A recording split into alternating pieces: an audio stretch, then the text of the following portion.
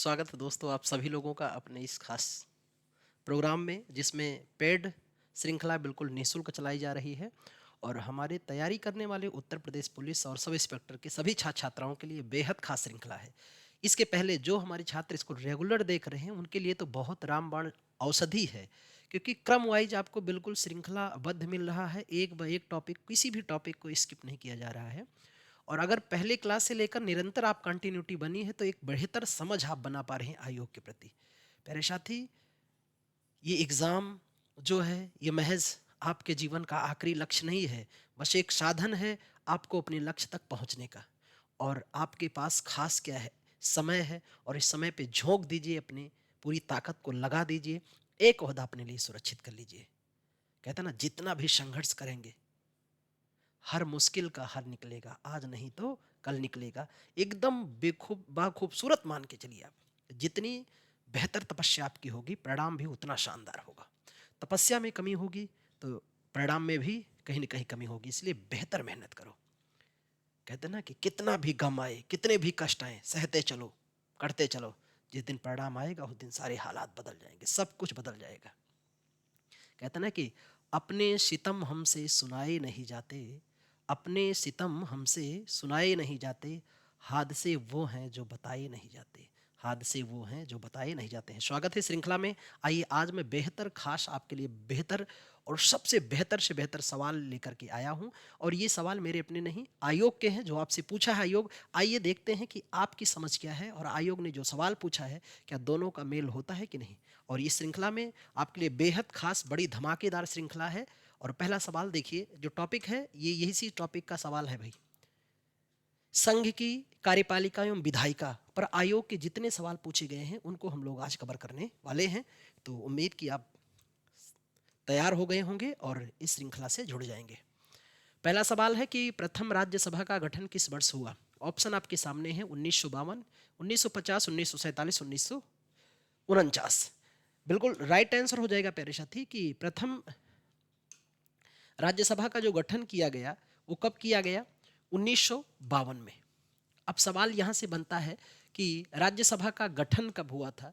तो गठन किया गया इसका 3 अप्रैल 1952 को, 3 अप्रैल 1952 को। एक बात तो ये हो गई राज्यसभा के बारे में। दूसरा ध्यान रखते हैं राज्यसभा के बारे में कि राज्यसभा की पहली बैठक कब हुई। दूसरा सवाल ये भी आयोग करता है, पहली बैठक कब हुई। तो पहली बैठक जो हुई प्यारे साथी 13 मई 1952 को। दो बातें। तीसरी जो बेहद खास चर्चित बातें हैं और वो ये प्रमुख पॉइंट आता है, खास बात, कि राज्यसभा का पूर्व नाम क्या था। पूर्व नाम क्या था? तो इसे पहले हम लोग क्या कहते थे? द स्टेट काउंसिल कहा जाता था, द स्टेट काउंसिल कहते थे।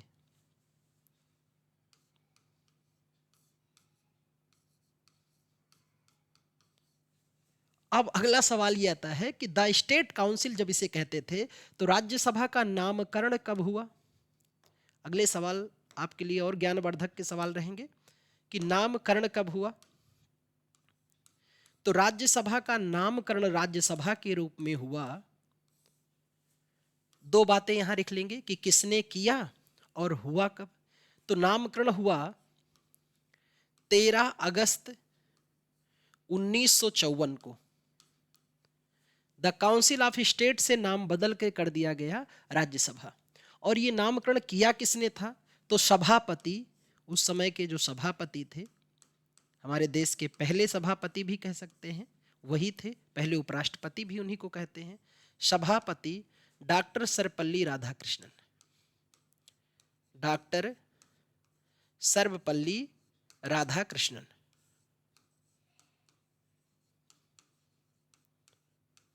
राधा कृष्णन, इन्होंने सबसे पहले राज्यसभा का नामकरण किया था।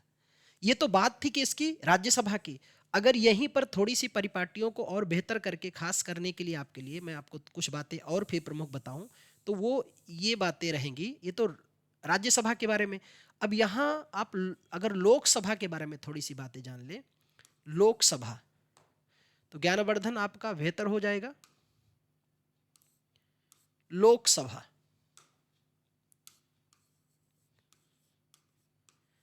लोकसभा के बारे में ये बेसिक कॉन्सेप्ट है जो आपको बेहतर तौर पे जानना चाहिए। इसका भी गठन कब हुआ? तो इसका गठन हुआ था 17 अप्रैल 1952 को। 17 अप्रैल 1952 को हुआ।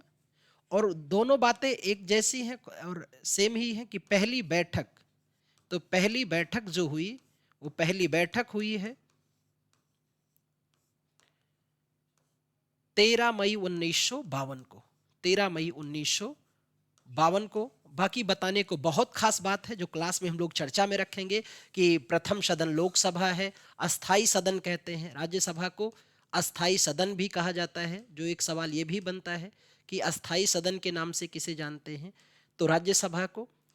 और वरिष्ठों का सदन भी कहते हैं, बुजुर्गों का सदन कहते हैं, द्वितीय चैम्बर्स कहते हैं, राज्यों का प्रतिनिधित्व करने वाला सदन भी इसे कहते हैं। और ये आपका है आम सदन, जनप्रिय सदन, चर्चित सदन, प्रथम सदन, प्रथम चैम्बर, सब कौन कहते हैं? लोकसभा को।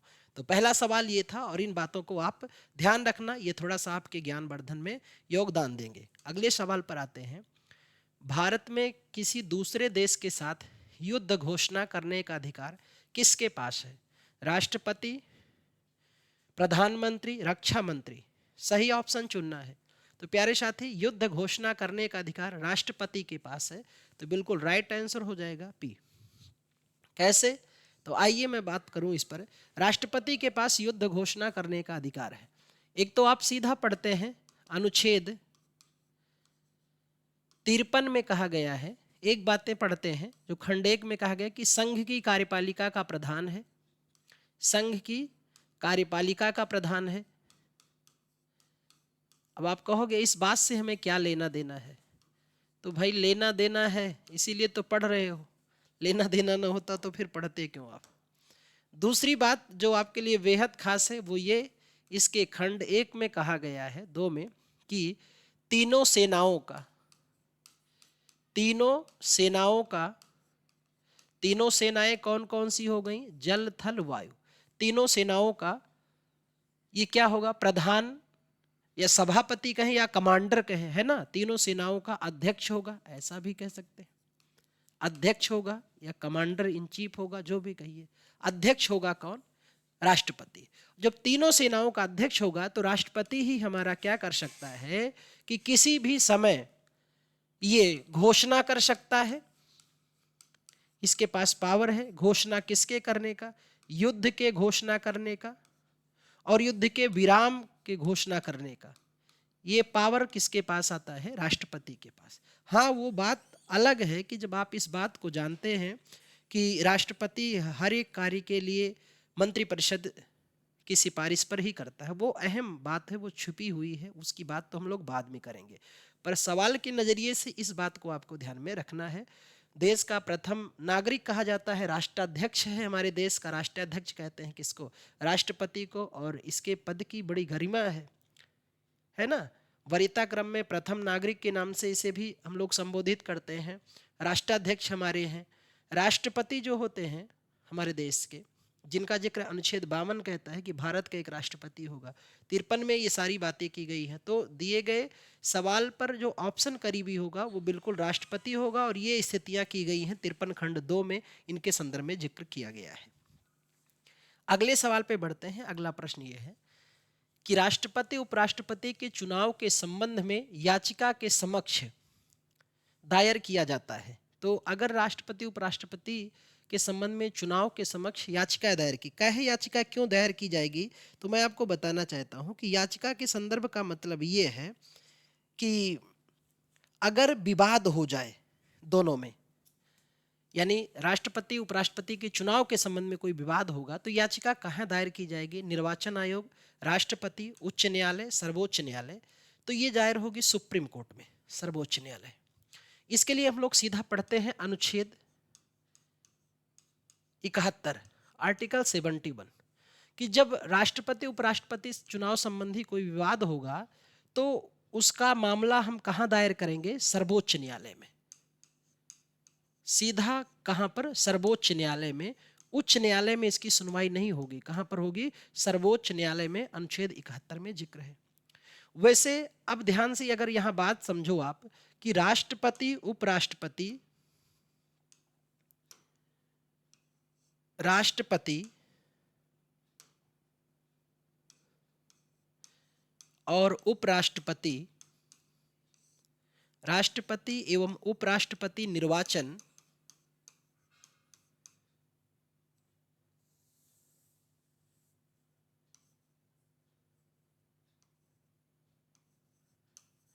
उपराष्ट्रपति निर्वाचन एक्ट बनाया गया था इनके लिए, राष्ट्रपति उपराष्ट्रपति निर्वाचन एक्ट 1952। इसमें पूरी प्रक्रिया का जिक्र किया गया था और बाद में इसमें संशोधन किया गया। तो इसमें संशोधन किया गया इनके निर्वाचन में, राष्ट्रपति उपराष्ट्रपति निर्वाचन अधिनियम 1997 में नए प्रारूप को लाया गया, नए प्रारूप को शामिल किया गया है। जब हम लोग बात यहाँ करते हैं, चर्चा करते हैं प्यारे साथी, राष्ट्रपति उपराष्ट्रपति के निर्वाचन संबंधी अगर कोई विवाद होता है तो इन नियमावलियों को हम लोग देखते हैं और उसी नियमावली के तहत ये मामले तय किए जाएंगे। स्वाभाविक है अगर इन चुनाव में कोई समस्या आ रही है तो सवाल एक बनता है कि कौन जा सकता है सुप्रीम कोर्ट। तो सुप्रीम कोर्ट जो चुनाव लड़ रहे हैं उनमें से ही कोई व्यक्ति जिसको लगे कि उनके साथ ज्यादती हुई है वही जा सकते हैं। कहाँ पर? सर्वोच्च न्यायालय में। और वहाँ उनके मामले की फिर बाद में सुनवाई होगी। इसके लिए डेट समय दिया जाता है कि इतने समय के भीतर ही आप अपील कर सकते हैं, उसके बाद नहीं कर सकते हैं। अगला सवाल है कि नीलम संजीव रेड्डी के कार्यकाल के बाद भारत के राष्ट्रपति कौन बने? फखरुद्दीन अली अहमद, वराहगिरी बेकंटगिरी, ज्ञानी जैल सिंह, मोहम्मद हिदायतुल्लाह। अब सही ऑप्शन जो है आपको कमेंट करके भी बताना है। आप भी हमारे साथ बने रहो और इस बात का कमेंट भी करते रहो कि सही ऑप्शन क्या होगा, ताकि ये भी पता चले कि हमारे छात्र भी बिल्कुल जानकारियों से ओतप्रोत हैं और बिल्कुल लगे हुए हैं। तो सही ऑप्शन कौन हो जाएगा? मोहम्मद हिदायतुल्लाह, सॉरी ज्ञानी जैल सिंह। ज्ञानी जैल सिंह, ये ज्ञानी जैल सिंह के बारे में बताएं तो एक तो पहला पॉइंट ये ध्यान रखना, ये हमारे देश के 7वें राष्ट्रपति थे ज्ञानी जैल सिंह। ज्ञानी जैल सिंह जब पद को संभाले तो इनके समय में ऑपरेशन ब्लू स्टार खूब चर्चित रहा। Operation blue star, operation blue star. और वह इनके काल की एक बड़ी भीषण घटना भी हुई थी, इंदिरा गांधी की हत्या। इंदिरा गांधी की हत्या। इन सभी कठिनाइयों के समय हमारे देश के राष्ट्राध्यक्ष हुआ करते थे कौन? तो हमारे देश के राष्ट्राध्यक्ष थे प्यारे साथी नीलम संजीव रेड्डी।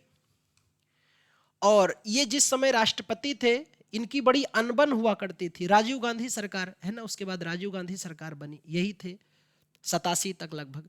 ज्ञानी जैल सिंह ने एक जो खूब सवाल पूछा जाता है, इन्होंने डाक संशोधन बिल पर, डाक संशोधन विधेयक पर वीटो का प्रयोग किया था। ये खूब प्रसिद्ध सवाल और चर्चित सवाल रहा। विधेयक पर इन्होंने क्या किया था? 1986 में जेबी वीटो का प्रयोग किया था। जेबी वीटो का प्रयोग किया था। वीटो जो है लैटिन वर्ड है, वीटो, ये लैटिन वर्ड है प्यारे साथी। वीटो लैटिन भाषा का शब्द है और वीटो का अर्थ ही होता है निषेध, यानी मना करना। क्या होता है? निषेध होता है। तो वैसे भारत में कुल तो वीटो हम जब पढ़ते हैं तो 4 प्रकार के वीटो पढ़ते हैं एज ए यूएसए कॉन्स्टिट्यूशन में, लेकिन जब भारत में पढ़ते हैं तो 3 प्रकार के वीटो हम लोग देखते हैं। राष्ट्रपति को है ना, 3 आधारों पे वो मना कर सकता है विधेयक अगर उनके पास लाया जाता है। उसमें से ही एक प्रकार है जेबी या पॉकेट वीटो, जिसका प्रयोग किया गया था और इस पर सवाल भी खूब पूछा जाता है। इसको प्रयोग करने वाले राष्ट्रपति ज्ञानी जैल सिंह हैं। 1986 राजीव गांधी सरकार थी, है ना, ये भी कभी कभी एक बार सवाल आया हुआ कि उस समय सरकार कौन हुआ करती थी? राजीव गांधी सरकार। अब सवाल आता है, यहाँ से कुछ बातें मैं आपको और बताऊं तो इस पॉइंट को नोट डाउन कर लेना और यहीं इसी पर इसी स्लाइड पर मैं आपके लिए कुछ और खास बातें बताऊं जो आपके एग्जाम के लिए बेहद खास होने वाला है, उन बात को भी ध्यान रखना। एक तो सबसे पहले बात कर लेते हैं फखरुद्दीन अली अहमद की, जिनकी कार्यकाल में मृत्यु हो गई थी, फखरुद्दीन अली अहमद साहब की। दूसरी, इनकी एक सबसे ज्यादा इनसे जो सवाल पूछा जाता है वो ये पूछा जाता है कि आंतरिक आपातकाल की घोषणा किसने की थी।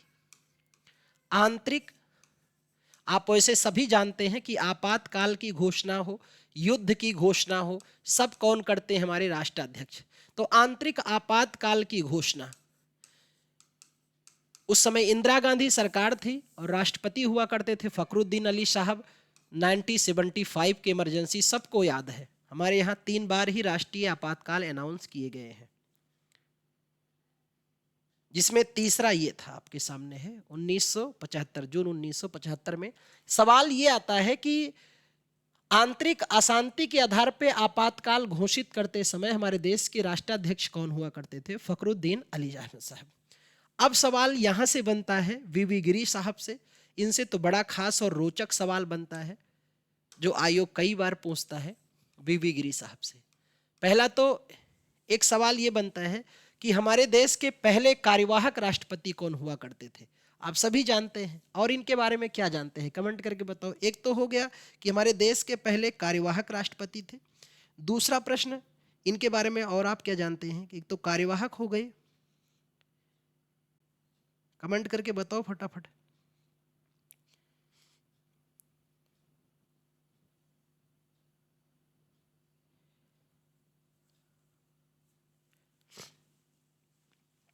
ठीक है, आइए लिखते हैं। चलो, एक हो गए क्या? कार्यवाहक।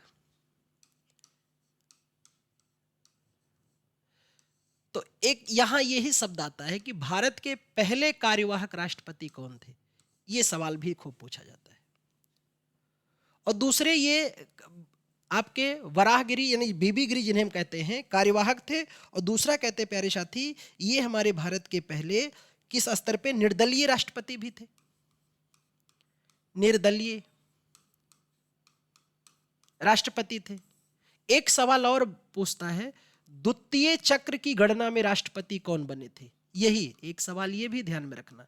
द्वितीय चक्र की गणना में, चक्र की गणना जब हुई उसके बाद ये राष्ट्रपति अनाउंस किए गए थे, यानी पहली गणना में राष्ट्रपति स्पष्ट नहीं हो पाए थे। और कहते हैं कि ये पहले, एक तो सवाल ये हो गया पहले कार्यवाहक राष्ट्रपति वीवी गिरी साहब। अब यहाँ कार्यवाहक बता दें, कार्यवाहक का मतलब समझते होंगे आप, अगर नहीं समझते हैं तो थोड़ी सी बात बस ऐसे समझ लो कि जैसे आपके घर के मुखिया आपके पिताजी हैं। अब पिताजी अब कहीं रिश्तेदारी में चले गए तो घर का मुखिया अगर नहीं रहेगा तो घर का खर्चा कैसे चलेगा? तो कुछ दिन के लिए जिम्मेदारी वो बड़े भैया को दे दें या माताजी को दे के चले गए। तो अब जैसे पिताजी लौटेंगे रिश्तेदारी से तो फिर जिम्मेदारी उन्हीं के हाथों में आ जाएगी।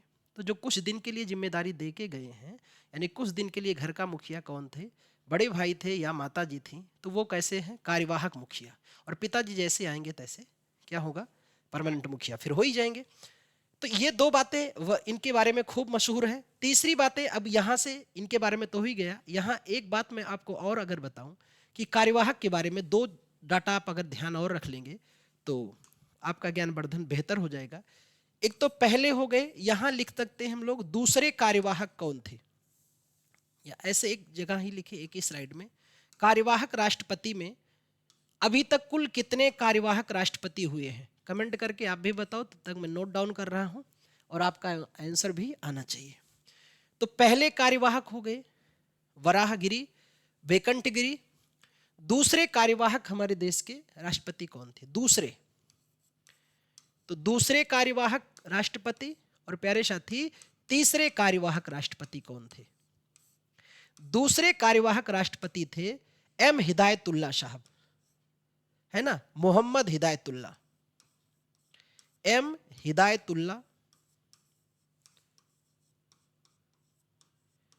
और एक सवाल जो और बनता है कि चलो बता दो फिर तीसरे कार्यवाहक राष्ट्रपति कौन थे? तीसरे कार्यवाहक राष्ट्रपति थे आपके बीडी जत्ती, बीडी जत्ती साहब, बीडी जत्ती। ये बातें ध्यान में रखना ये बातें आपके लिए बेहद खास। तो अभी तक हमारे कुल कितने राष्ट्रपति हुए हैं? 3 ही राष्ट्रपति कार्यवाहक रूप में आए हुए हैं, जिनमें एक नाम आपने देख ही लिया कि कौन हो गए, बीबी गिरी साहब दूसरे, एम हिदायतुल्लाह तीसरे, बीडी जत्ती। यहाँ से एक सवाल जो प्रश्न पूछता है वो यही खास सवाल है, प्रश्न यही है आपका कि राष्ट्रपति बनने वाले सर्वोच्च न्यायालय के पहले न्यायाधीश थे, ये सुप्रीम कोर्ट के पहले सीजीआई थे, पहले CGI chief justice of India थे, जो क्या बने थे? राष्ट्रपति बने थे। बात यहीं तक नहीं होती, सवाल ये बनता है कि इनके बारे में पूछा जाता है प्यारे साथी कि ये कब से कब तक हमारे देश के चीफ, है ना, क्या बने रहे? चीफ जस्टिस ऑफ इंडिया थे, जो राष्ट्रपति बने रहे। तो इनका कार्यकाल बताया जाता है, जो पूछा भी गया है, 20 जुलाई से लेकर के 20 जुलाई से 24 अगस्त तक, 20 जुलाई से 24 अगस्त 1969 ये इनका कार्यकाल रहा है। आप जानते हैं राष्ट्रपति उपराष्ट्रपति उत्तराधिकार अधिनियम 1969 में कहा गया है कि जब राष्ट्रपति पद पर नहीं होगा तो उपराष्ट्रपति कार्य करेगा, उपराष्ट्रपति भी नहीं होगा तो सर्वोच्च न्यायालय का मुख्य न्यायाधीश आएगा, मुख्य न्यायाधीश भी नहीं होगा तो जो सबसे वरिष्ठतम 10 सुप्रीम कोर्ट के सबसे वरिष्ठतम न्यायाधीशों में से कोई एक कार्य करेगा। तो एक बार ऐसा हुआ है जब सुप्रीम कोर्ट के राष्ट्रपति को यहां पर आना पड़ा। ये जानकारी आपकी बेसिक है, इतना पॉइंट आपको नोट डाउन करना होगा या ध्यान से याद कर लेना होगा, विजुलाइज करना होगा। अगले सवाल पे बढ़ते हैं। भारत का संविधान भारत के महान्यायवादी को नियुक्ति का अधिकार देता है। तो महान्यायवादी को नियुक्ति का अधिकार देता है, महान्यायवादी की नियुक्ति कौन करता है? ऑप्शन आपके सामने है, प्रधानमंत्री, राष्ट्रपति, मुख्य न्यायाधीश और राज्यसभा। तो आप सभी और हम सभी जानते हैं, बिल्कुल बेहद खास आसान सवाल है कि नियुक्ति राष्ट्रपति के द्वारा की जाती है। नियुक्ति कौन करते हैं? राष्ट्रपति। महान्यायवादी जिनका जिक्र हमारे संविधान के अनुच्छेद 76 में है, the attorney general of India,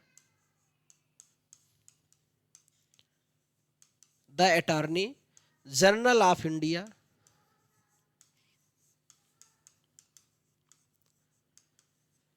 और भारत के महान्यायवादी का जिक्र है संविधान के अनुच्छेद 76, अनुच्छेद 76 में। अनुच्छेद 76 खंड 1 में यहां 2 बातें आपके लिए रोचक हो सकती हैं, खास भी है, रोचक भी है।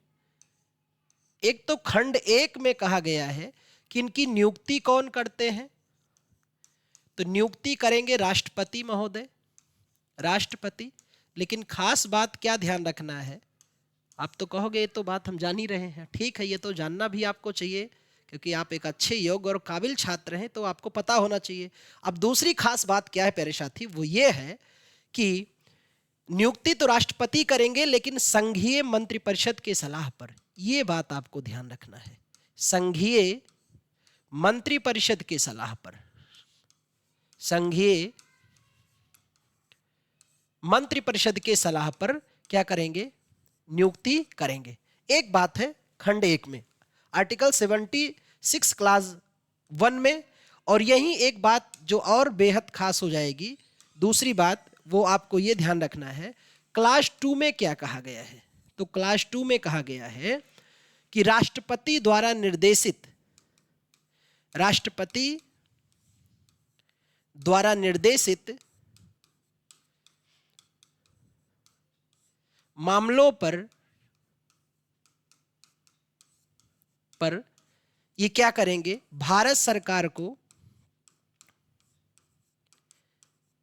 को विधिक मामलों में सलाह और सहायता देंगे। भारत सरकार को विधिक मामलों में सलाह व सहायता देंगे।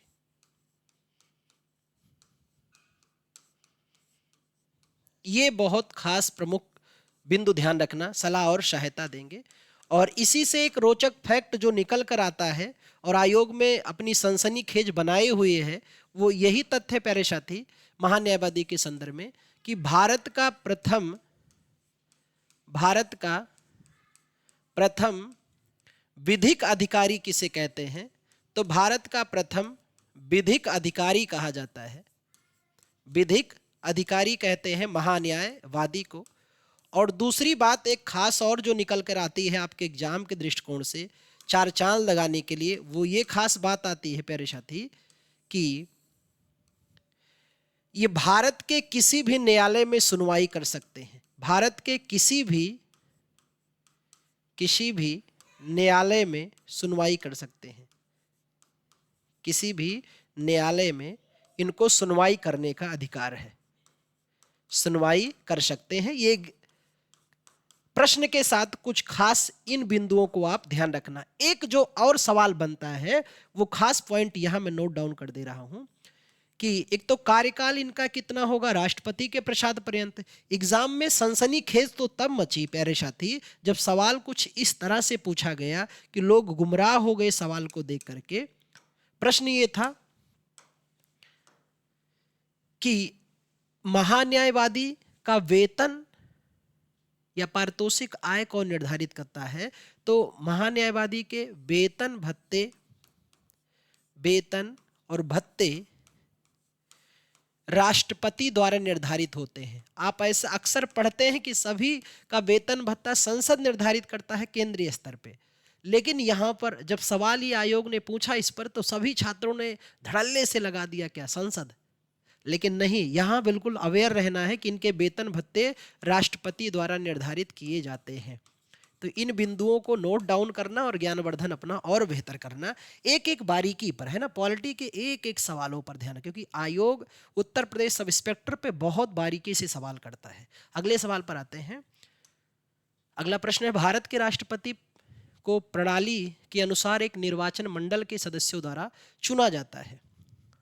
ऑप्शन है संपूर्ण मतदान, बी है एकल और गैर हस्तांतरणीय मत, सी है एकल हस्तांतरणीय मत के माध्यम से आनुपातिक प्रतिनिधित्व, और डी है जन निर्वाचित प्रत्याशी। तो बिल्कुल राइट आंसर हो जाएगा सी कि चुनाव कैसे होता है, एकल हस्तांतरणीय मत के माध्यम से आनुपातिक प्रतिनिधित्व के प्रणाली के माध्यम से गुप्त रूप से इनका मतदान किया जाता है। अब बात यहां से सवाल एक बनता है जो ये कि मैंने अभी इसके पहले भी जिक्र किया कि राष्ट्रपति के निर्वाचन की रीति जो बात की गई है कि राष्ट्रपति का निर्वाचन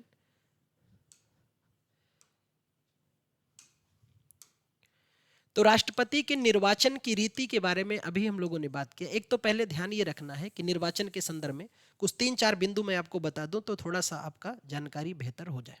एक पहले पॉइंट तो ये ध्यान रखना है कि राष्ट्रपति का निर्वाचन का जिक्र है अनुच्छेद 54 में। अनुच्छेद 54 में इस बात का जिक्र किया गया है कि राष्ट्रपति का निर्वाचन कैसे होगा, एक निर्वाचक मंडल के द्वारा। निर्वाचन कैसे होगा, एक निर्वाचक मंडल के द्वारा, निर्वाचक मंडल के द्वारा इनका निर्वाचन होगा। और इस निर्वाचक मंडल में शामिल होंगे लोकसभा के निर्वाचित सदस्य। दूसरा बिंदु ध्यान ये रखना है, राज्यसभा के निर्वाचित सदस्य शामिल होंगे, राज्यसभा के निर्वाचित सदस्य, और राज्य विधानसभाओं के निर्वाचित सदस्य, राज्य विधानसभाओं के निर्वाचित सदस्य भी इसमें भी शामिल होंगे। और तीसरी जो खास बात चौथी है वो खूब मायने रखती है प्यारे साथी कि अब यहीं अगर बात करें तो यूटी कुछ, यानी यूटी लिखने का मतलब है यूनियन टेरिटरी, या लिख दें सीधा हम लोग केंद्र शासित प्रदेश। केंद्र शासित प्रदेश विधानसभा के निर्वाचित सदस्य, सभी जगह एक बात को बिल्कुल ध्यान में रखना है, निर्वाचित, यानी मनोनीत सदस्य वोट नहीं कर सकते हैं, वोट करेंगे। अब ये सवाल बनता है कि केंद्र शासित प्रदेश में कौन कौन से केंद्र शासित प्रदेश के विधानसभा जहां पर है, तो आप जानते हैं इस समय 3, दिल्ली में भी विधानसभा है तो दिल्ली विधानसभा के निर्वाचित सदस्य वोट करेंगे, पुदुचेरी विधानसभा के भी निर्वाचित सदस्य वोट करेंगे, और जम्मू एंड कश्मीर विधानसभा के भी निर्वाचित सदस्य वोट करेंगे। ये तो पहले स्टेप की बात हो गई। अब यहाँ पर दूसरी जानकारी जो होगी वो आपके लिए बेहद खास होगी कि प्रमुख पॉइंट ये है प्यारे साथी। तो ये तो निर्वाचन, अब निर्वाचन की रीति की बात कहाँ की गई है? तो निर्वाचन की रीति, राष्ट्रपति के निर्वाचन की रीति अनुच्छेद 55 में कहा गया है कि राष्ट्रपति का निर्वाचन कैसे होगा? जनता द्वारा अप्रत्यक्ष रूप से और एकल हस्तांतरणीय मत के माध्यम से आनुपातिक प्रतिनिधित्व की प्रणाली के द्वारा अप्रत्यक्ष रूप से होगा। दूसरा पॉइंट जो ध्यान रखना है कि इनकी मतदान प्रणाली कैसी होगी? गुप्त रूप से होगी, गुप्त रूप से मतदान होगा। इनके अभी हम लोगों ने इसके पहले के सवाल पे मैंने आपको बताया भी कि राष्ट्रपति उपराष्ट्रपति के निर्वाचन के लिए जो एक्ट बनाया गया था, राष्ट्रपति उपराष्ट्रपति निर्वाचन, president and vice president election act जो बनाया गया था, निर्वाचन अधिनियम इनके लिए बनाया गया, वो था 1952 का, जिसमें बाद में इसको लचीला और बेहतर बनाया गया 1997 में संशोधन करके। लेकिन यहाँ एक बात जो बेहद है वो ये, यहीं पर नोट करते हैं हम लोग प्यारे साथी, कि राष्ट्रपति के निर्वाचन में जो जनगणना है वो किस जनगणना पे आधारित है? 1971 की जनगणना पर आधारित है। और अभी एक संशोधन भी किया गया, इस बात को ध्यान रखना, अभी मतलब पहले हुआ था, वो था आपका 84वां कॉन्स्टिट्यूशन अमेंडमेंट 2001 में ये प्रावधान किया गया है कि अभी नहीं, यानी लगभग बताया गया इसमें कि 2026 तक 1971 की जनगणना या जनसंख्या ही मान्य होगी। यानी 2026 तक राष्ट्रपति के चुनाव में 1971 की जनगणना पर ही चलता रहेगा, कोई बदलाव नहीं होगा, ऐसा इस संशोधन से प्रावधान किया गया है। तो इन पॉइंटों को भी नोट कर लेना और इससे जानकारी में थोड़ा सा इजाफा करना। आते हैं अगले सवाल पर। अगला प्रश्न यह है, राष्ट्रपति प्रख्यापित अध्यादेश के संदर्भ में निम्नलिखित में से कौन सा सही है? राष्ट्रपति द्वारा घोषित अध्यादेश की शक्ति कानून के समतुल्य ही है। दूसरा सवाल है, दूसरा कथन है कि संसद के दोबारा बैठने पर बैठक की तारीख से 3 सप्ताह के बाद अध्यादेश निष्क्रिय हो जाता है। तो दूसरा गलत है, यानी केवल सही क्या हो जाएगा? ऑप्शन ए सही हो जाएगा। अब मैं यहाँ एक छोटे से पेज पर अगर आपको बताता हूँ इस बात को, तो बेहद खास ये रहेगा अध्यादेश, ऑर्डिनेंस के बारे में। अध्यादेश यानी ऑर्डिनेंस। पहला बिंदु तो आपको ध्यान ही रखना है प्यारे साथी कि अध्यादेश जो है ये कहां से लिया गया है? यूएसए के संविधान से। अब दूसरा बिंदु जो शुरू होता है यहां से, वो तो और भी महत्वपूर्ण होता है। अध्यादेश क्या है? एक अस्थायी कानून है, ऐसा भी कह सकते हैं, अस्थायी कानून है। लेकिन इसको पावर उतना ही होता है, इसकी भी शक्ति व बल उतना होता है जितना कि संसद द्वारा बनाए गए कानून पर। लेकिन अब ये जारी कब होता है? तो अब इस पर बात करते हैं। पहले तो आप ये कह सकते हैं कैसा है, अस्थायी कानून है। एक पॉइंट तो इस बात को ध्यान में रखना है, ठीक। दूसरा बिंदु ध्यान रखना कि अध्यादेश का जिक्र किसमें है? संविधान के अनुच्छेद 123 में, कि संघ स्तर पर राष्ट्रपति अध्यादेश जारी करता है। अध्यादेश जारी कब होंगे? जब संसद सत्र में नहीं होगी, संसद सत्र में ना हो, सत्र में ना हो। इसका मतलब है बैठक में ना होना। सत्र मतलब इंग्लिश में सेशन कहेंगे, यानी सत्र मतलब बैठक में जब संसद ना हो। अब संसद बैठक में कब नहीं होगी ये हमें कैसे पता चले? तो आइए मैं यहां बताता हूं। हमारे सत्र 3 है। पहला है बजट सत्र, बजट सत्र। दूसरा है आपका मानसून सत्र, मानसून सत्र। और तीसरा आपका आता है शीतकालीन सत्र। ये 3 सत्र है प्यारे साथी। और सवाल यहां से बनता ये है कि 3 सत्र है जिसमें से आपका बजट सत्र चलता है फरवरी से लेकर के मई तक, मानसून सत्र चलता है जुलाई से लेकर के सितंबर तक, और शीतकालीन सत्र आपका नवंबर से दिसंबर तक। तो अब देखो यहां एक सवाल तो ये बन गया कि सबसे बड़ा सत्र कौन सा है, बजट सत्र। सबसे छोटा सत्र कौन सा है, आपका शीतकालीन सत्र। अब बताओ, संसद कहा गया है सत्र में ना हो तो कब नहीं होगी। देखो, क्या जनवरी में है, नहीं है। क्या जून में है, नहीं है। अक्टूबर में, नहीं है। तो अध्यादेश कब जारी होंगे, जब संसद सत्र में ना हो। जैसे जनवरी, जून, अक्टूबर में संसद सत्र में नहीं होगी। यहाँ एक बात और भी है कि अगर एक सदन सत्र में है, दूसरा सदन नहीं है, तब भी अध्यादेश जारी हो सकता है। क्यों? क्योंकि एक ही सदन पूर्ण नहीं होता है। हमारे संसद के 2 सदन हैं, लोकसभा और राज्यसभा। इस पॉइंट को भी मिस नहीं करना है, जरूर ध्यान में रखना। अब सवाल अगला जो आता है बिंदु कि अध्यादेश कब जारी हुआ, जब संसद सत्र में ना हो। अध्यादेश जारी हो गया, कैसा कानून है, टेम्पोररी कानून है। अध्यादेश को वही बल व शक्ति होगा, वही बल व शक्ति है जो संसद द्वारा बनाए गए, या ऐसा लिखें, वही बल व शक्ति है जहां तक संसद विधि बना सकती है। ये पॉइंट ज्यादा बेहतर रहेगा, जहां तक संसद विधि बना सकती है।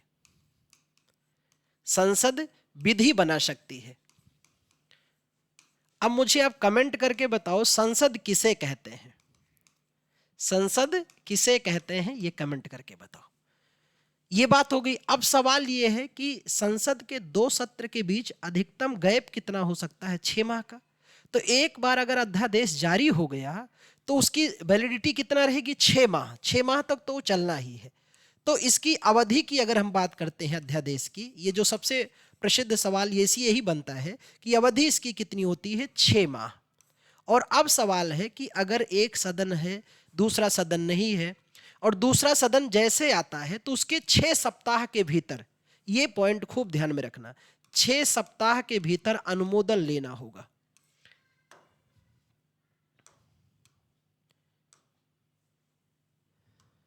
छह सप्ताह के भीतर अनुमोदन लेना होगा। अनुमोदन का मतलब है स्वीकृति। और अगर अनुमोदन मिल गया तो फिर इस पर परमानेंट कानून बन गया, और अगर अनुमोदन नहीं मिला तो ये क्या हो जाएगा, समाप्त हो जाएगा। अगर अनुमोदन मिल गया तो परमानेंट कानून बन ही जाएगा, और अगर अनुमोदन नहीं मिला तो प्यारे साथी ये क्या हो जाएगा, समाप्त हो जाएगा। ध्यान में रखना। यहाँ एक बात और भी आप खूब बढ़िया से याद रखना। वो प्रमुख बातें क्या है कि अध्यादेश के संदर्भ में कि कहा गया कि अध्यादेश को भी बल व शक्ति वैसे ही होगा जैसे संसद द्वारा बनाए गए कानून का। तो जो हम लोग पढ़ते हैं अनुच्छेद 13 खंड ए में विधिक शब्द, तो ये भी विधि के अंतर्गत आती है।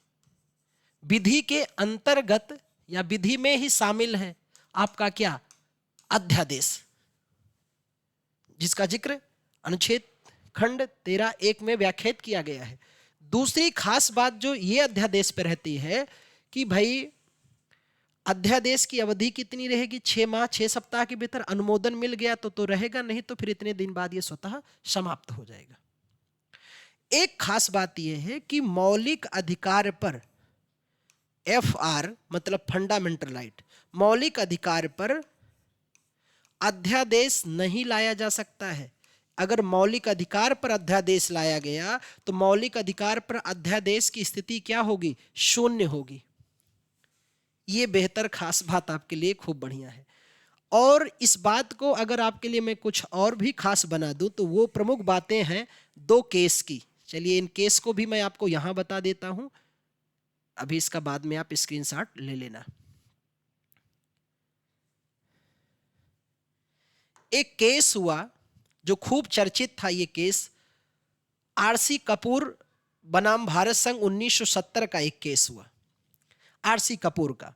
और ये केस की प्रसिद्धि कब आती है प्यारे साथी, तो कहते हैं कि ये केस हुआ RC कपूर संदर्भ में, और इसी के संदर्भ में कपूर केस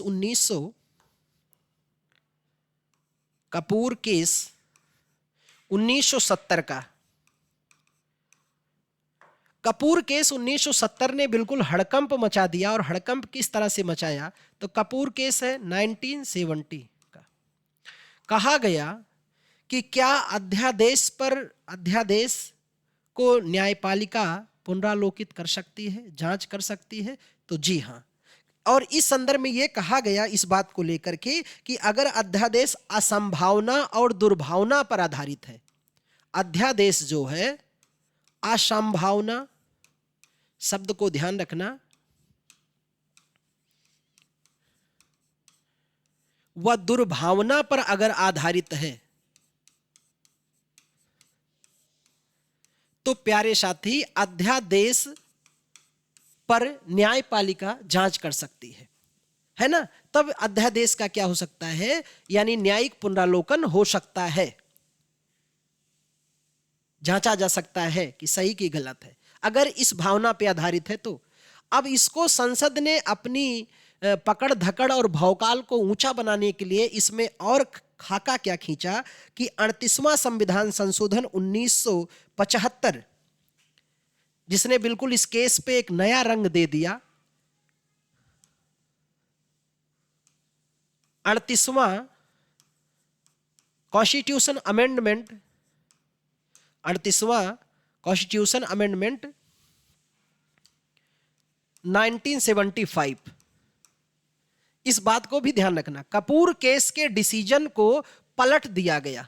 ऐसा मैं एक बार लिख दूं तो समझ जाओगे। इसमें कहा गया संभावना दुर्भावना पे आधारित होगी तो जांच किया जा सकता है, किसका? अध्यादेश का। और इसमें कहा गया, मैं एक लाइन लिख दूं तो आप समझ जाओगे ना, इस केस को पलटने का मतलब यह कहा गया कि अध्यादेश पे राष्ट्रपति की सहमति और संतुष्टि अंतिम होगी, यानी जो राष्ट्रपति ने जारी कर दिया, उसकी जांच नहीं हो सकती है, किसी आधार पे न्यायपालिका उसका पुनरालोकित नहीं कर सकती है।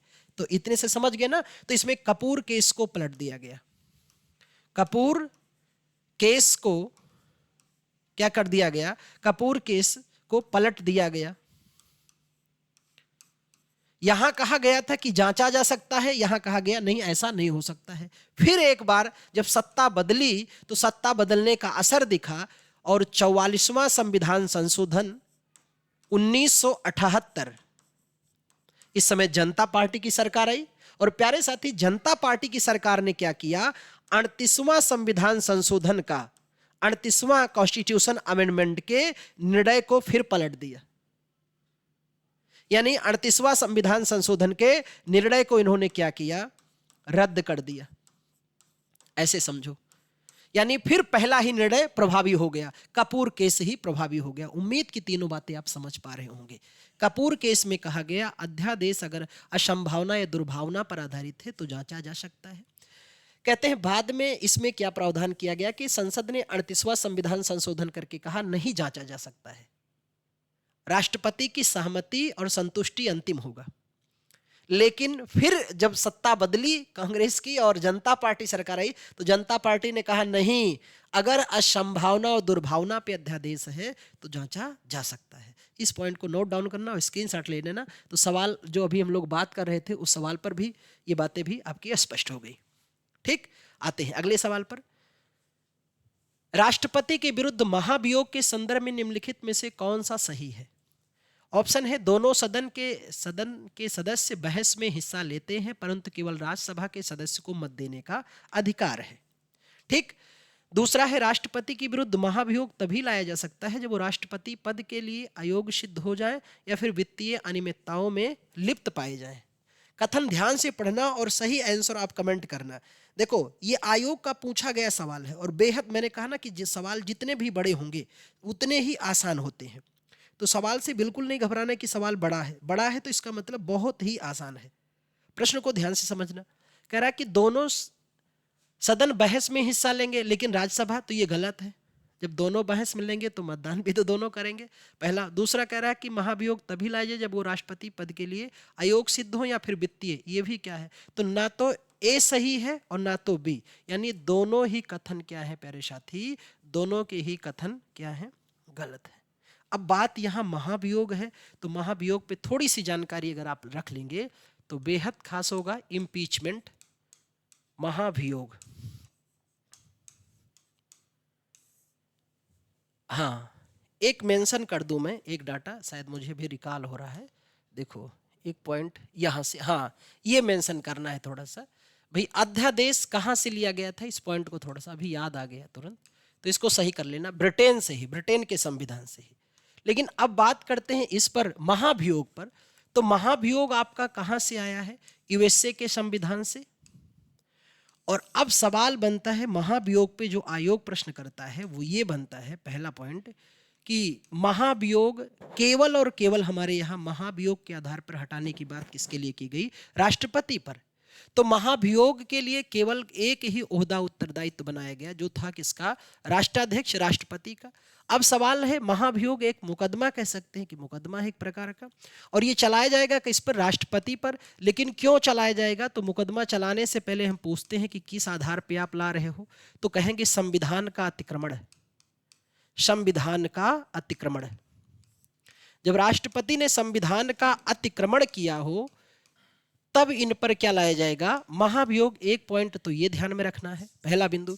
दूसरा, इसका अगर संवैधानिक परिपाटियों में आधार की बात करते हैं, ठीक है यही चलने दीजिए, चल रहा है बढ़िया, ये चल रहा है ठीक है। तो दूसरा है अनुच्छेद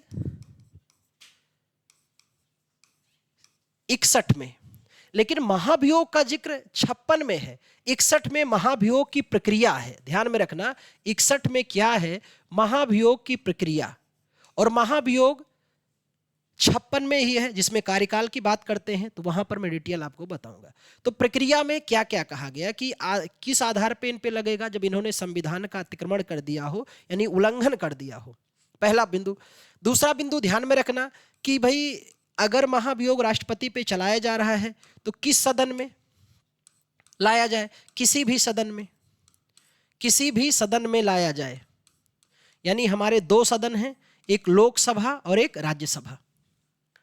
अब सवाल है कि किसी भी सदन में लाया जा सकता है, लेकिन सवाल यह है कि जिस सदन में लाया जाएगा, जिस सदन में लाया जाए, आप किसी भी सदन को मान सकते हैं, जिस सदन में लाया जाएगा, जिस सदन में लाया जाए, तो उस सदन के, जिस भी सदन में सबसे पहले लाया जाएगा, उस सदन के 1/4 सदस्यों का इस संकल्प पर, यानी इस मुकदमे पर हस्ताक्षर हो कि हां राष्ट्रपति के खिलाफ क्या लाया जा रहा है, महाभियोग।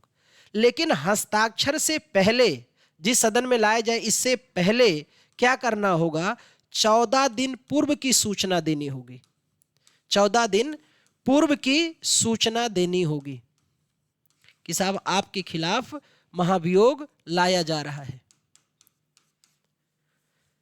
अब सवाल यह है, ये तो शुरुआती हो गया, मान लो 14 दिन की सूचना भी दे देंगे, 1/4 सदस्य ने हस्ताक्षर भी कर दिया, आ गया। अब मान लो जिस सदन में लाया गया, मान लो सबसे पहले लोकसभा में लाया गया, तो लोकसभा में उपस्थित और मत देने वाले सदस्यों का 2/3 बहुमत से अगर ये प्रस्ताव पास कर दिया गया तो दूसरे सदन में जाएगा। दूसरा सदन बोले तो राज्यसभा।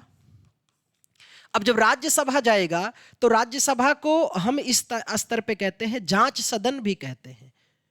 पहले बार में तो नहीं, दूसरे बार में राष्ट्रपति को ये मौका भी मिलेगा कि अगर आपको सफाई देना चाहते हैं तो आ सकते हैं कि ये मुकदमा सही नहीं है, हमने संविधान का उल्लंघन नहीं किया है, या आप ना आना चाहो तो अपना प्रतिनिधि भी भेज सकते हो। अगर मान लो भेज दिया, सफाई दे दिया, उसके बाद भी अगर दूसरे सदन ने भी कुल सदस्य संख्या के 2/3 बहुमत से इस मुकदमे या इस प्रस्ताव को पास कर दिया, तो जैसे ही दूसरा सदन पास करेगा तैसे ही क्या होगा कि राष्ट्रपति तत्काल पद से मुक्त हो जाएगा। राष्ट्रपति तत्काल क्या हो जाएगा, पद से मुक्त हो जाएगा।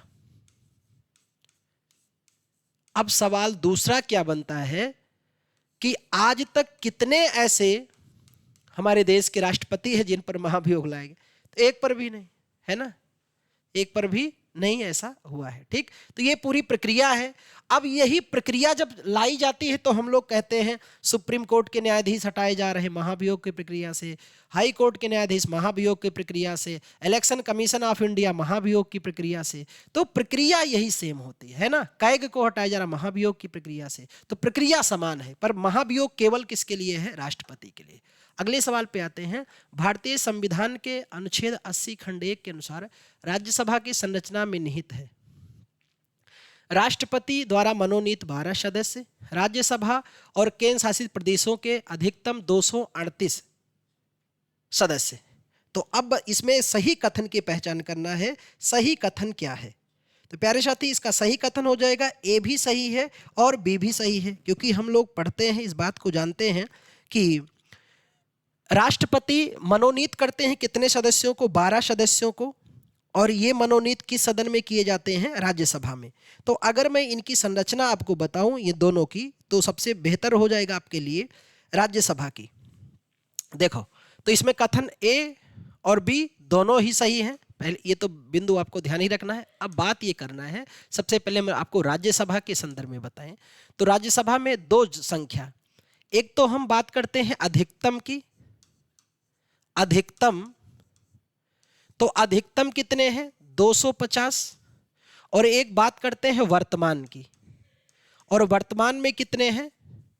245। अब ये जो 245 है, इनकी संरचना आपके लिए मायने रखती है। 245 में से अगर बात करें, हम आपको बताएं तो 12 तो मनोनीत होते हैं। 12 सदस्य क्या होते हैं? मनोनीत। और ये 12 सदस्य मनोनीत होते हैं 4 क्षेत्रों में: कला, विज्ञान, साहित्य और समाज सेवा। साहित्य और समाज सेवा के क्षेत्र में योगदान देने वाले। इसके अलावा बचे कितने? 233। तो 233 जो होते हैं वो निर्वाचित होते हैं। 233 निर्वाचित होंगे। ये 233 कैसे आते हैं? निर्वाचित होके। लेकिन इनकी भी व्याख्या सुनना ध्यान से। 233 जो निर्वाचित होके आते हैं, इनमें से 225 सदस्य राज्यों से आते हैं। कहां से? राज्यों से। और अब बचे कितने? तो 8, 225 8 कितने हो गए? 233। ये जो 8 सदस्य आते हैं ये यूटी से आते हैं। यूटी बोले थे यूनियन टेरिटरी। कहां से? तो दिल्ली से। इसमें दिल्ली से आते हैं आपके 3 सदस्य, पुदुचेरी से आते हैं 1 सदस्य, जम्मू एंड कश्मीर से आते हैं 4 सदस्य। तो ये संरचना हो गई आपकी। इस बात को ध्यान रखना। अब यही अगर मैं आपको बताऊं, ज्ञानवर्धन आपका और भी बेहतर हो जाए, कि अगर हम लोग बात कर लेते हैं यहीं पर किसकी? लोकसभा की। ये तो है लोकसभा। अब लोकसभा में 2 ध्यान रखना, यहां भी यही बात है, अधिकतम और वर्तमान। क्योंकि ये बहुत ही खास और बेहद आसान और बेसिक बिंदु है। अगर यहां आपने गड़बड़ी कर दी तो फिर पूरी पॉलिटी पढ़ने का कोई मतलब नहीं है, क्योंकि आपने आसान सा सवाल गलत कर दिया। अधिकतम कितने सदस्य हैं? 550। और वर्तमान में कितने हैं? तो वर्तमान में आप भी जानते हैं 543। अब अगर अधिकतम की हम व्याख्या करते हैं तो यहां 530 हो जाते हैं। कहां से? राज्यों से। और 20 सदस्य हो जाते हैं कहां से? यूटी यानी यूनियन टेरिटरी, केंद्र शासित प्रदेश जिन्हें आप कहते हैं। लेकिन अब बात करते हैं 543 की। तो 543 में अगर मैं आपको बात करूं 543 की, तो 543 में 524 हो जाते हैं राज्य से। 524 कहां से आते हैं? राज्य से। अब बचे कितने सदस्य? 24 में अगर ध्यान देंगे तो आप कितने बचे? 19 सदस्य। और 19 सदस्य कहां से आते हैं? यूटी से, जिसमें से 7 सदस्य दिल्ली से, 7 सदस्य जम्मू कश्मीर से 14 हो गए, और 5 अन्य केंद्र शासित प्रदेशों से आते हैं। तो इन संरचना को ध्यान में रखना। अगला सवाल है, निम्नलिखित में से कौन संसद द्वारा बनाए गए कानूनों की हद के संदर्भ में सही है? कथन आपके सामने है। तो पहला कथन कह रहा है प्यारे साथी कि संसद पूरे भारत या इसके किसी भाग के हिस्से के लिए कानून बना सकता है। बिल्कुल सही है, कोई डाउट नहीं है। दूसरा कथन कह रहा है कि संसद के नियम भारतीय नागरिकों और दुनिया के किसी हिस्से में उसकी संपत्ति पर लागू होते हैं। तो पहला कथन तो बिल्कुल सही है, और दूसरा कथन भी क्या है? ये भी बिल्कुल सही बात कर रहा है। तो इसमें ऑप्शन जो हो जाएगा ए और बी दोनों ही सही हैं। अब देखो, जब आप पढ़ते हैं अनुच्छेद 245, तो अनुच्छेद 245 खंड 1 कहता है कि संसद जो है, संसद भारत या भारत के किसी क्षेत्र में विधि बना सकता है, विधि बना सकता है।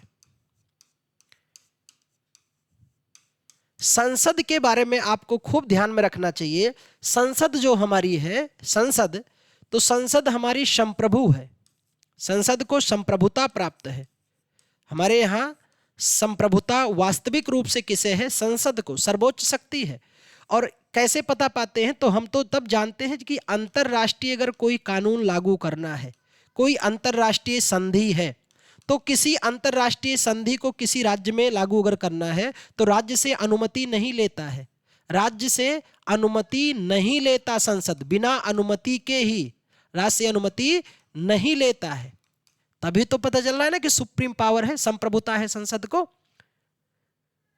और इसके इतर अगर हम आपको बताएं तो अनुच्छेद 200, अनुच्छेद 249, अनुच्छेद 250, अनुच्छेद 252 और अनुच्छेद 253 के तहत क्या होगा कि राज्य सूची के विषयों पर, राज्य विषयों पर कानून बनाती है कौन? संसद।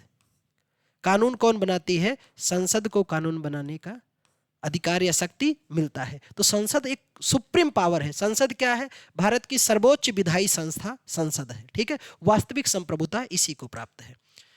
लोकपाल बिल निम्नलिखित में से किस राष्ट्रपति ने हस्ताक्षर किया था? ऑप्शन है KR Narayanan, Pranab Mukherjee, Pratibha Patil, doctor APJ Abdul Kalam.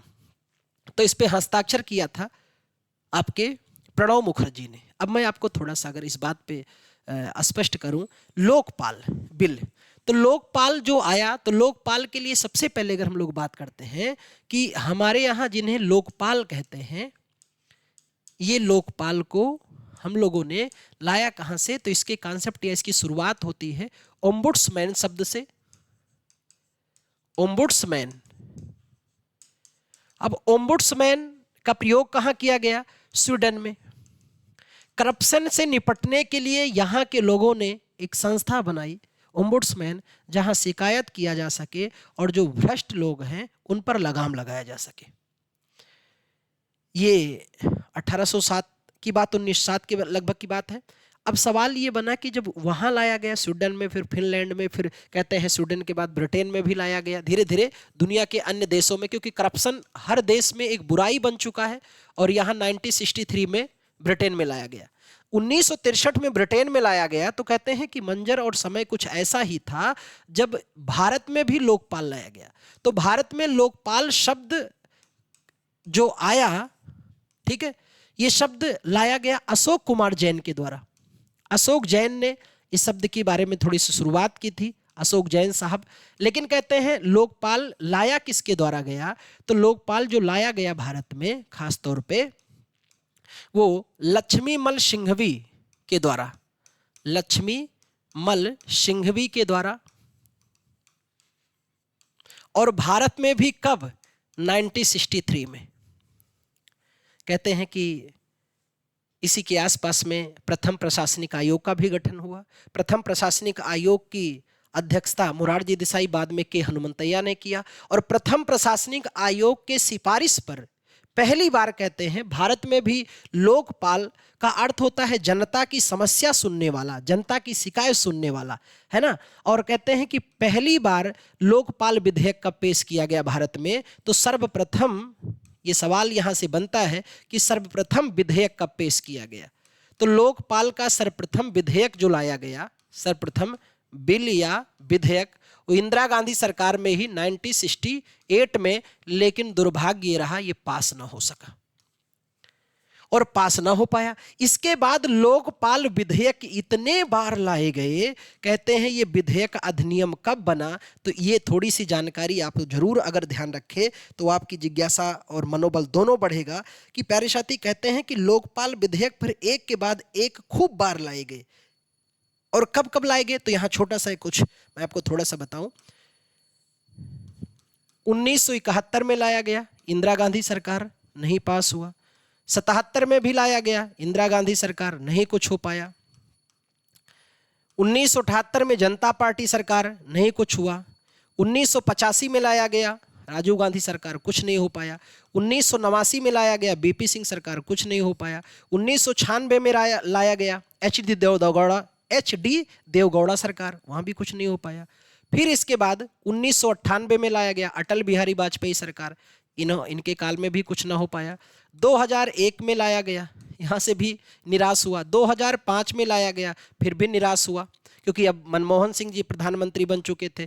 2008 में लाया गया, फिर भी निराशा लगी।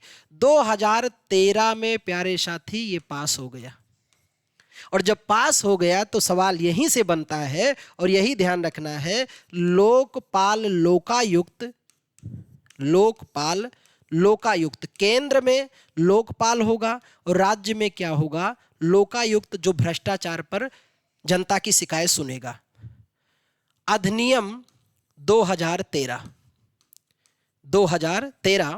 और कहते हैं जब ये लाया गया बिल तो इसे पास किया गया, और कहते हैं कि लोकसभा ने भी पास कर दिया, राज्यसभा ने भी पास कर दिया, और दोनों जब पास कर दिए तो कहते हैं राष्ट्रपति साहब ने हस्ताक्षर कर दिया, और हस्ताक्षर हो गए इस पर। जनवरी 2014 में राष्ट्रपति ने हस्ताक्षर कर दिया।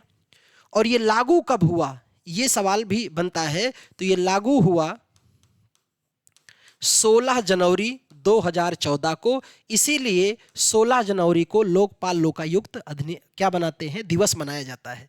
अब एक सवाल ये बनता है कि लोकपाल के संदर्भ में दो बात ध्यान रखना। एक, पहले लोकपाल हमारे देश के कौन थे, तो पिनाकी चंद्र घोष साहब, है ना। बाकी डिटेल में क्लास में आपको बताऊंगा कि भारत में लोकपाल की जरूरत क्यों पड़ी। पिनाकी चंद्र घोष। और वर्तमान लोकपाल कौन है हमारे देश के, तो अजय माणिकराव खानविलकर। अजय माणिकराव खानविलकर, माणिकराव खानविलकर, ये नाम आप भी नोट कर सकते हैं, ध्यान रखना इस बात को। तो इस पे अब सवाल जो हम लोग क्लास में चर्चा करेंगे तो इस पर बात करेंगे, घबराइए नहीं। देखो कहते हैं ना कि पढ़ना सबके बस की, पढ़ना तो बहुत आसान है, पर इस पे लगातार टिके रहना बहुत मुश्किल बात होती है।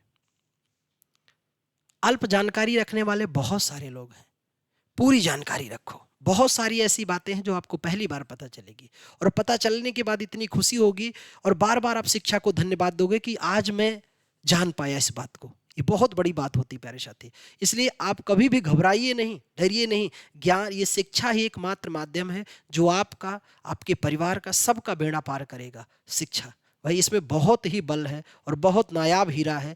तो बिल्कुल डटे रहो और लगे रहो, है ना, घबराना बिल्कुल नहीं है। अगला सवाल है, भारतीय संविधान का कौन सा अनुच्छेद कहता है कि संघ के लिए एक संसद होगी जो राष्ट्रपति और दोनों सदनों से मिलकर के बनेगी, जिनके नाम राज्यसभा और लोकसभा होंगे। अनुच्छेद 7, 9, 3, 79। तो आर्टिकल 79 कहता है, ठीक है, कि एक संसद होगी। संसद के हमारे अंग की अगर बात करते हैं तो संसद के 3 अंग हैं, लोकसभा, राज्यसभा और राष्ट्रपति, ये 3 अंग हैं, ठीक है। तो जिसमें कहा गया राज्यसभा का जिक्र है अनुच्छेद 80 में, और लोकसभा का जिक्र है अनुच्छेद 81 में, और संसद का जिक्र है अनुच्छेद 79 में, ठीक है। संसद के बारे में अभी हम लोगों ने बात किया कि देश में संप्रभुता है संसद को ब्रिटेन की जननी भी कहा जाता है, क्योंकि हमारे यहाँ संसदीय व्यवस्था जो आई हो कहाँ से, ब्रिटिश संविधान से ही लाई गई है, ठीक। अगले सवाल पे आते हैं। अगला प्रश्न है, किसके सुझाव पर राष्ट्रपति किसी राज्य के राज्यपाल को नियुक्त करते हैं।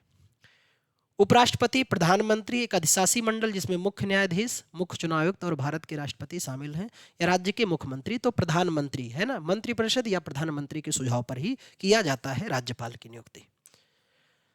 राष्ट्रपति उपराष्ट्रपति की शपथ के संदर्भ में कौन सा वक्तव्य सही है। संविधान का संरक्षण, सुरक्षा, प्रतिरक्षा करने के लिए राष्ट्रपति अपने पद का शपथ लेते हैं।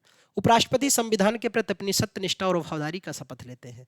तो बात तो बिल्कुल सही है कि दोनों शपथ लेते हैं। अब देखो, आप पाते हैं संविधान की अनुसूची 3, अनुसूची 3 में शपथ के बारे में आप बात समझते होंगे, सुने होंगे या पढ़े भी होंगे खूब बढ़िया से आप। अनुसूची 3, तो अनुसूची 3 में है शपथ और प्रतिज्ञान, शपथ एवं प्रतिज्ञान की बात की गई है। लेकिन ध्यान में रखना, इस अनुसूची में अपवाद है। अपवाद का मतलब जो इस अनुसूची के तहत शपथ नहीं लेते हैं, उसमें 3 व्यक्ति हैं, प्रेसिडेंट, वाइस प्रेसिडेंट और गवर्नर, राज्यपाल। ये बात ध्यान रखना है। राष्ट्रपति शपथ लेते हैं अनुच्छेद 60 के तहत, उपराष्ट्रपति अनुच्छेद 69 के साथ और गवर्नर 159 के तहत शपथ लेते हैं। तो ये तीनों अनुसूची 3 के तहत शपथ नहीं लेते हैं। बाकी आप जानते हैं कि राष्ट्रपति जो है, राष्ट्रपति को शपथ कौन दिलाता है? सुप्रीम कोर्ट का चीफ जस्टिस ऑफ इंडिया, मुख्य न्यायाधीश। अगर वो अनुपस्थित हैं तो वरिष्ठतम न्यायाधीश उनको शपथ दिलाते हैं। उपराष्ट्रपति को शपथ कौन दिलाता है? तो उपराष्ट्रपति को शपथ राष्ट्रपति ही दिलाते हैं। ठीक, आते हैं अगले सवाल पर। अगला प्रश्न है, किसी भी विषय पर समान मतदान होने पर संसद के किसी भी सदन के स्पीकर द्वारा मत डालने को कहा जाता है? विशेषाधिकार मत, विशेषाधिकार प्रस्ताव, मतदान करना, अधिमत। तो मतदान करना। जब दोनों सदन के मत बराबर हो जाएं और स्पीकर को, खासतौर पे किसको मतदान करना हो? स्पीकर लोकसभा का अध्यक्ष हो, अगर उसे मतदान करना है और अगर मत क्या हो जाए? बराबर हो जाए, समान मतदान होने पर, तो उसके वोट को हम लोग क्या कहते हैं? उसे कहा जाता है प्यारे साथी निर्णायक मत। उसे निर्णायक मत कहते हैं। निर्णायक मत, ये खूब पूछा जाता है एग्जाम में। कास्टिंग वोट, कास्टिंग वोट कहा जाता है। और इसका जिक्र संविधान के अनुच्छेद 100 क्लास 1 में है। इस बात को ध्यान में रखना। लेकिन अगर बात यह है कि स्पीकर पर, अगर मान लो स्पीकर पर कोई अभियोग लगाया गया है, स्पीकर पर अगर कोई अभियोग है या महाभियोग चल रहा है, अभियोग यानी मुकदमा अगर इनको लाया गया और ये अभियोग किस संदर्भ में है? इस बात को ध्यान रखना, हटाने के संदर्भ में।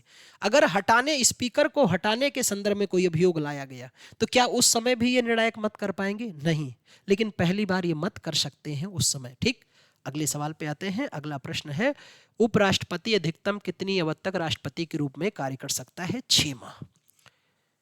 क्योंकि राष्ट्रपति उपराष्ट्रपति कार्यवाहक अधिनियम 1969 में कहा गया है कि अगर राष्ट्रपति नहीं तो उपराष्ट्रपति, उपराष्ट्रपति नहीं तो सुप्रीम कोर्ट का मुख्य न्यायाधीश। अभी हम लोगों ने बात किया कि आज तक एक ही सुप्रीम कोर्ट के मुख्य न्यायाधीश हैं जो इस पद को सुशोभित किए हैं, एम हिदायतुल्लाह।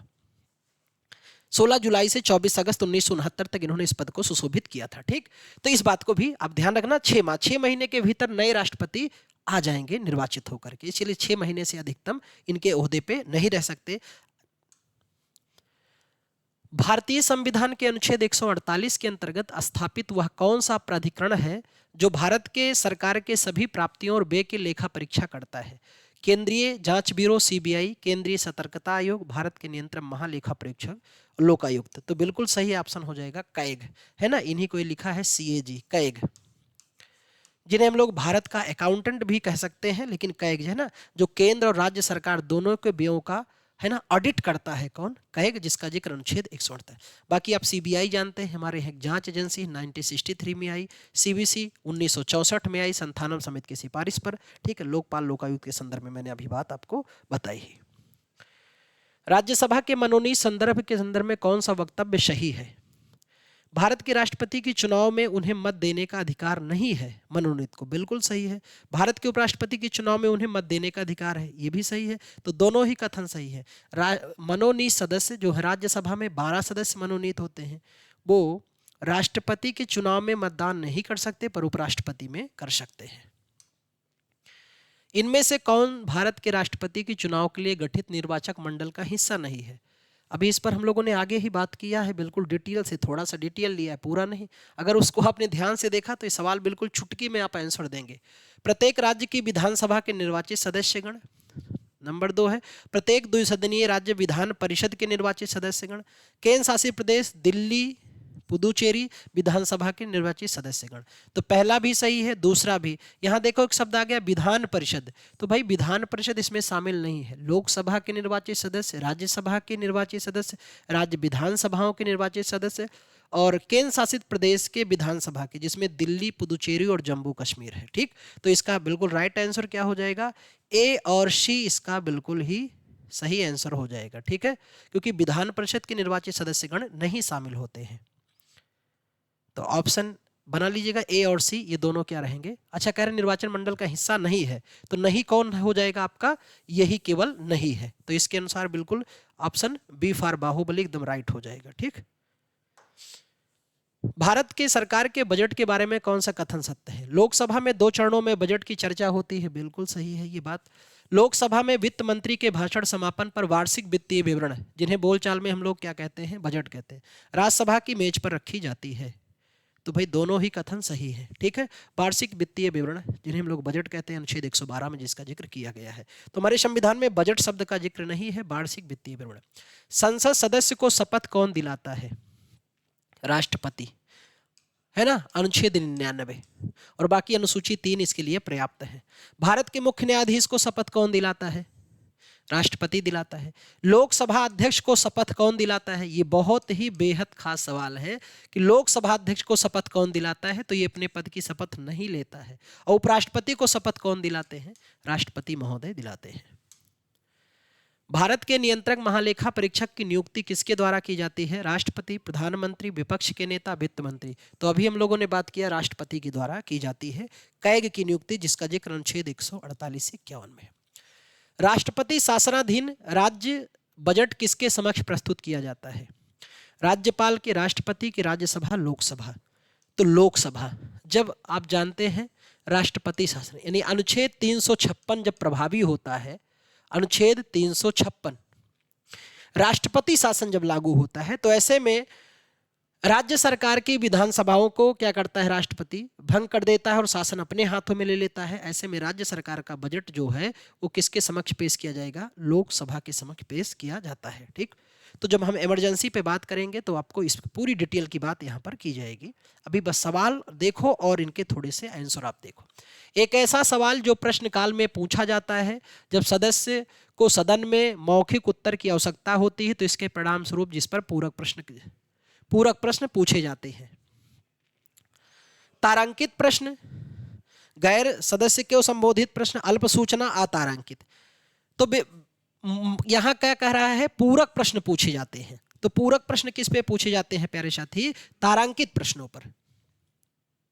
प्रश्न 3 प्रकार के। संसद की कार्रवाइयां अगर देखेंगे तो संसद की कार्रवाई का पहला घंटा जो होता है वो प्रश्नकाल का होता है।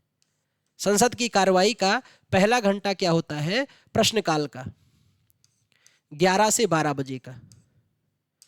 और प्रश्नकाल में प्रश्न पूछा जाता है किससे? तो प्रश्न पूछा जाता है मंत्री से, क्योंकि जिसकी सरकार होगी प्रश्न आप उन्हीं से पूछेंगे। और प्रश्न पूछता कौन है? तो प्रश्न पूछा किससे जाएगा? तो पूछा जाएगा मंत्री से। पूछेगा कौन? तो प्रश्न पूछेंगे या पूछेगा सांसद, पक्ष विपक्ष, अक्सर विपक्ष ही पूछता है। और सवाल यह, प्रश्न पूछने से पहले सूचना देनी होगी। तो सूचना किसे देंगे आप? अगर लोकसभा में है तो लोकसभा महासचिव को, और अगर राज्यसभा में है तो राज्यसभा महासचिव को देना होगा। और अब सवाल यह आता है, प्रश्न कितने प्रकार के? 3 प्रकार के प्रश्न हैं। तारांकित प्रश्न, तारांकित जिसके ऊपर तारा होता है। अतारांकित प्रश्न। और तीसरा है प्यारे साथी अल्प सूचना के प्रश्न। अल्प सूचना के प्रश्न, ये 3 प्रकार के प्रश्न हैं। तारांकित प्रश्न पर उत्तर मौखिक दिया जाता है। उत्तर कौन देंगे? मंत्री जी देंगे। तो इस पे उत्तर कैसे होगा? मौखिक। और जिसका उत्तर मौखिक होगा उस पे प्रश्न यानी कौन सा प्रश्न पूछा जाएगा? पूरक प्रश्न। अतारांकित पे उत्तर कैसे दिया जाता है? लिखित। तो लिखित पर प्यारे साथी पूरक प्रश्न नहीं पूछा जाता। अल्प सूचना पे भी उत्तर कैसे दिया जाएगा? मौखिक। तो इस पे भी आपको पूछा जाएगा कौन सा? पूरक प्रश्न पूछा जा सकता है, ठीक है। तो ये बातें बिल्कुल आप ध्यान में रखना।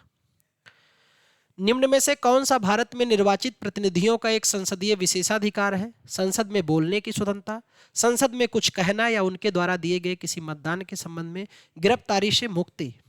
जब संसद सदस्य चालू है तो गवाह के रूप में भारत में भाग लेने से छूट है, ठीक। तो बिल्कुल सही है, ये इनके क्या है? अधिकार है, ठीक है, संसद के विशेषाधिकार है। तो इतनी बातें आप बिल्कुल ध्यान रखना। तो इस सेट में इतने ही सवाल लेकर अगले सेट में मिलते हैं। इसी सेट को कंटिन्यू चलाते रहेंगे प्यारे साथी। तो नेक्स्ट सेट में मिलते हैं और बना रहना आप बिल्कुल ध्यान से। और एक एक बिंदु को जहां लगे कि आपको नोट डाउन करना चाहिए नोट भी कर लो। और इस तरह से आप अपनी पढ़ाई में थोड़ा बदलाव करो। क्या बदलाव करो कि आयोग का नज़रिया आप देखो कि आयोग किस तरह से सवाल पूछता है और इन सवालों पर आपको किन किन बिंदुओं को ध्यान रखना चाहिए।